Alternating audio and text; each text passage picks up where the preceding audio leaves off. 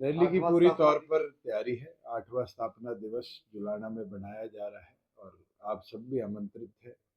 हरियाणा के प्रत्येक गांव में, प्रत्येक शहर में कार्यकर्ताओं ने जाकर निमंत्रण भी दिया है और मैं मानता हूं कि जुलाना की धरा पर एक नया इतिहास 8वें स्थापना दिवस के तौर पर जननायक जनता पार्टी के कार्यकर्ता रचने का काम करेंगे और पूरे जोश, हर्ष और उत्साह के साथ पार्टी का 8वां स्थापना दिवस डॉक्टर अजय सिंह चौटाला जी के नेतृत्व में मनाने का काम करें। तो राजनीतिक रूप में कैसी यह रैली रहेगी जो प्रदेश में तो होगा? जनता आज त्राही त्राही प्रदेश को होते देख रही है, चाहे वो कृषि क्षेत्र हो, चाहे वो कमेरा हो, चाहे वो गरीब हो।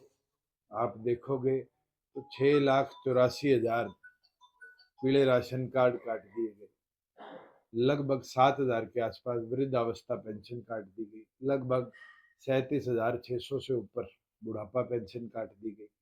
आज एमएसपी 3 फसलें अभी मंडी में आई थी, जीरी 300 350 एमएसपी से नीचे बिकी, बाजरा 2775 एमएसपी थी, 2000 से ऊपर कहीं नहीं गया। और तो और नरमा तो आज आप मंडियों में जाओगे तो भी नरमा पड़ा है, सीसीआई खरीद नहीं कर रही और जो जिनर्स है, जो परचेजर है नरमे के, वो किसान से मजबूरन 1500-2000 रुपये सस्ता नरमा उठा रहे। ये दिखाता है कि सैनी साहब कितने गंभीर हैं। एमडीयू के अंदर जो इतनी बड़ी घटना हुई है, जहां 1.5 साल से लोगों के साथ धोखा करके नैक A+ रेटिंग का, और ये दर्शाया गया कि आपको एक उचित अच्छी शिक्षा दी जा रही है, पता चलता है कि 1.5 साल से उस यूनिवर्सिटी के पास रेटिंग नहीं है। माँ महिम से भी आग्रह करके आए कि कमेटी बनाकर तुरंत इस पर कार्रवाई हो, और अगर कार्रवाई नहीं होती फिर हम इसको पुलिस और हाईकोर्ट के माध्यम से इन्वेस्टिगेट कराने का काम। सर, चिंता का विषय है जो जेजेपी का वोटर बैंक था वो इनेलो में जान लग रहा पदाधिकारियों की मैं तो नहीं नियुक्ति। मानता कोई चिंता है। जो लोग हमें 2-2 साल पहले छोड़ के चले गए थे, आज उनके पटके पहनाए जाते हैं ये कह के जेजेपी के पदाधिकारी हैं। ये साफ दर्शाता है कि उन लोगों की रोटी जब ही हजम होती है जब वो जेजेपी का नाम लेते हैं। और एक चीज आपको साफ कर दो, हमारा काम विपक्ष के तौर पर लड़ाई लड़ना है सरकार की कुनीतियों के खिलाफ, और वो हम मजबूती से लड़ते हैं। सर, हरियाणा की जनता के अंदर एक नेगेटिव से ये कहा था कि भाई जो सपा बीजेपी के साथ चली गई थी उसको लेकर रोष था, तो क्या भविष्य में ऐसा कुछ चली ऐसे? कोई, हम विलय हुए थे, हमने अलायंस किया था अपने मुद्दों पर।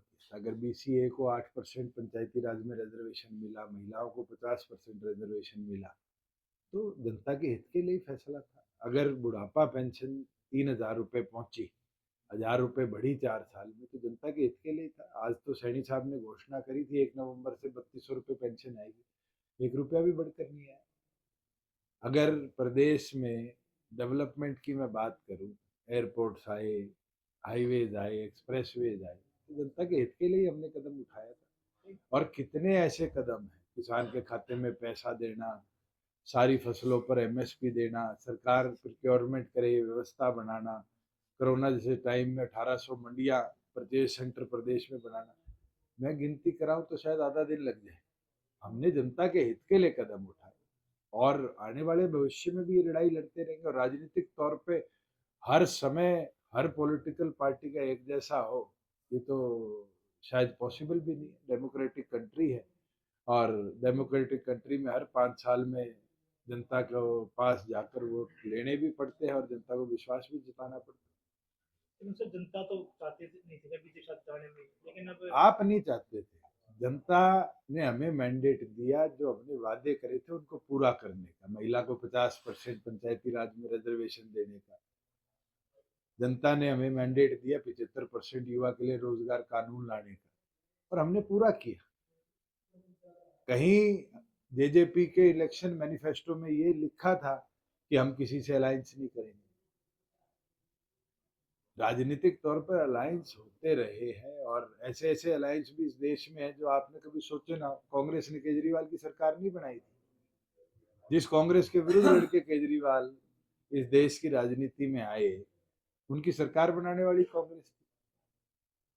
अब सर, जिन यूनिवर्सिटी में ही यौन शोषण का मामला सामने आ रही, 3 प्रोफेसर सस्पेंड किया है। गंभीर मामला है और जो मैंने अखबार में पढ़ा है, इसकी इंक्वायरी शुरू कर दी गई है और मुझे लगता है कि सारी यूनिवर्सिटीज़ के अंदर सभी वाइस चांसलर को सरकार को डायरेक्ट करना चाहिए कि ऐसे मामले ना हो, इस पे स्पेशल कमेटीज बनाई।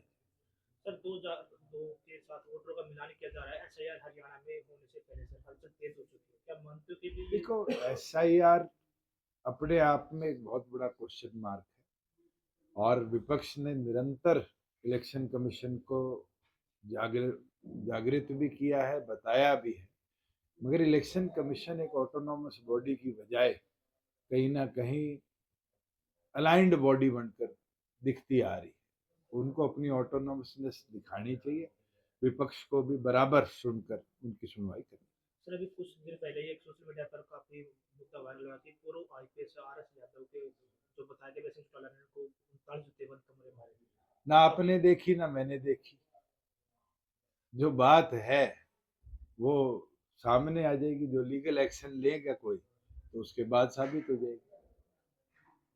सर अब क्या मानते हैं इनेलो और जो कांग्रेस है, जेजेपी किस तरीके से मजबूती से उनको खड़ा पाएगी? जेजेपी बहुत मजबूती से अपने संगठन को 1700 पदाधिकारियों को मैदान में उतार चुकी है। अब हल्के लेवल तक का संगठन रैली बाद घोषित हो जाएगा और मैं मानता हूं कि जननायक जनता पार्टी का एक एक पदाधिकारी, एक एक कार्यकर्ता अगले 4 साल हरियाणा के प्रत्येक व्यक्ति की लड़ाई को मजबूती से।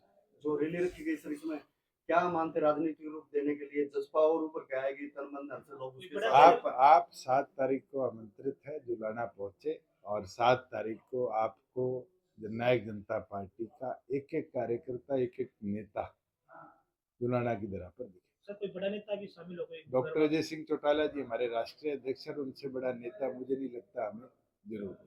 Thank you sir.